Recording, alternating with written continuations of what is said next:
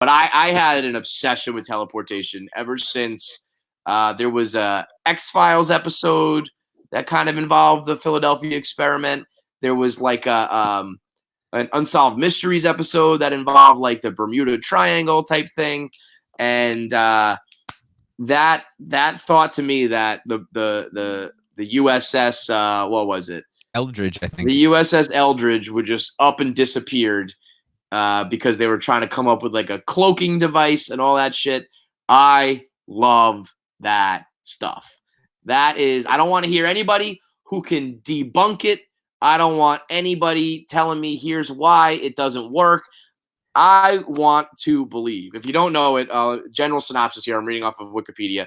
The experiment was allegedly based on the aspect of some unified field theory, which is what Albert Einstein coined, that said back that to gravity. Always, all things go back to gravity. That electromagnetism and gravity, in other words, could like create a scientific field that would allow things to like travel and transfer. And the thought was that they made this entire U.S. Navy ship. What they were trying to just transport it from one spot to another, and it just kind of got like lost in the ether.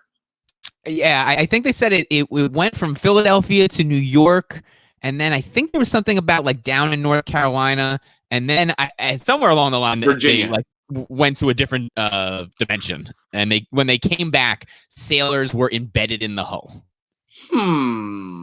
Yeah, I'm seeing some sailors went completely crazy. Some were embedded in the steel of the hull ship, the steel of the ship, and it was basically like the attempt to create stealth technology. Like this was like the early days of trying to stay off the radar, stealth bomber type shit. Use like a cloaking. You hear stealth, right? Like the first time I heard about the stealth bomber, I thought it was an invisible plane. And they're like, no, it's invisible to radar. Right. So somewhere along there in the Wikipedia page, it says that they were trying to make a ship that was invisible to magnetic mines. So apparently in, wartime out in where battleships are coming up on you and, approaching your shorelines, there were mines that you'd float in the water, and they had magnets, and they would be pulled into it. So they were trying to have an anti-magnetic field. So, somewhere in it, it was like, we're trying to make an invisible battleship. And if you see that text, you're like, oh shit, we're gonna make it invisible. And it's like, no, invisible to bombs. Which is like equally fucking cool. Like it gets lost in translation to the normal mind, but and then you combine it with then you watch an episode of Star Trek where we're talking about legitimate cloaking devices where, a fucking Klingon warship just appears out of thin air and you start to meld all those together. Right. And this would be not nearly as cool because, opposite poles attract, right? But the same poles repel. So if you just put the same type of magnets on the sides of a battleship, it would repel all the mines. That's not like fucking. And then technically, it's invisible to mines, not invisible to eyes. Right. But yeah, that idea behind the stealth bomber, and then you start to realize there's a lot more normal science to it. But the Philadelphia experiment, was full blown sci-fi. They said it traveled 10 minutes back in time. Yes, the people embedded in the hulls. Other guys had completely lost their minds.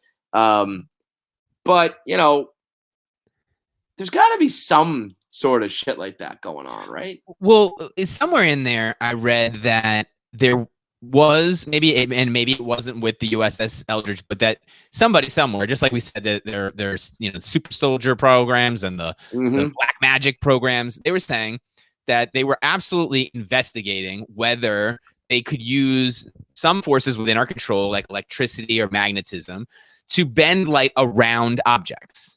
I do think that it is entirely possible. Like light bends. You can bend like that. That happens. We already know that. Like rainbows are like because of refraction and stuff like that. So when you think of something invisible, you think of it as just like, oh, okay, like I don't think of it as like now the light is passing through instead of reflecting off. Or I don't think of it. I'm just like when you become invisible, I don't know, you become invisible.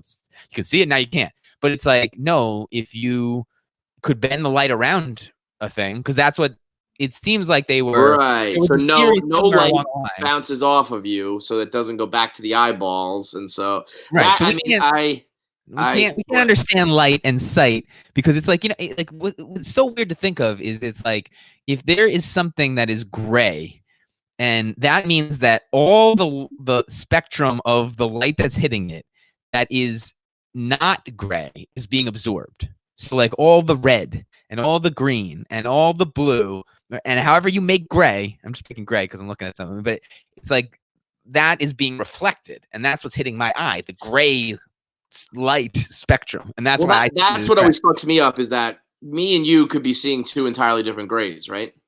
Yeah, I mean, I'm partially colorblind. I definitely look at something and I'm like, can you pass? Can you give me that green shirt? And my wife is like, the what? I'm like, oh fuck, what color is whatever that shirt is? Yeah. So we already know that people see color very practically differently.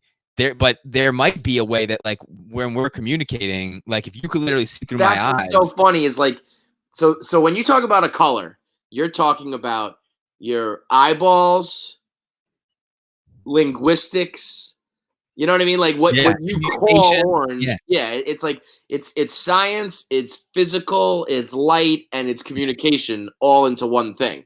Right. And they say that you can. Dude, life is so complicated. To just tell me the color of a ball is like the most fucking difficult thing to ever describe to someone. That's why Helen Keller ain't fucking real. Because in order, you need to be able to see, to talk, to hear, and put it all together to understand what I'm telling you and then communicate it back to me. If you don't know what orange is, I can't explain orange to you. And I certainly can't explain orange to you if you can't hear or talk back to me. Yeah. Helen Keller, you fucking fraud.